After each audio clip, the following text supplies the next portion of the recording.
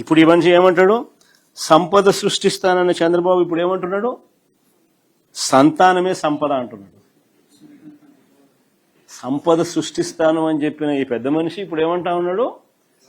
సంతానమే సంపద అంటున్నాడు. అని అంటూ ఏమంటున్నాడు? ముగ్గురిని కానండి, నలుగురిని కానండి అంటాడు. ఇంకా మోటివేట్ చేస్తూ ఇంకా ఏమంటాడు? మీరు ముగ్గురిని కంటే నేను 30,000 ఇస్తానంటాడు. నలుగురిని కంటే ఇంకా 30,000 అంటాడు.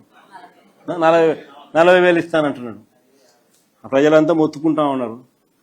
అయ్యా 30,000 కథ, 40,000 కథ దేవుడు ఎరుగు, 3వ సంతానం 4వ సంతానం కథ దేవుడు ఎరుగు. నువ్వు సూపర్ 6 సూపర్ 7లో ఇచ్చిన హామీలు ఏమైనాయి స్వామి? ఇంతవరకు వాటి పరిస్థితి దిక్కు తెలియడం లేదు మాకు. ఫస్ట్ వాటి గురించి ఆలోచన చేయి నువ్వు. ఆ తర్వాత నువ్వు 3వ సంతానము 4వ సంతానం గురించి నువ్వు చెప్తే ఏదో అంతో ఇంత వినేదానికి అవకాశం ఉంది అని ప్రజలు ఈరోజు మొత్తుకుంటా ఉన్నారు.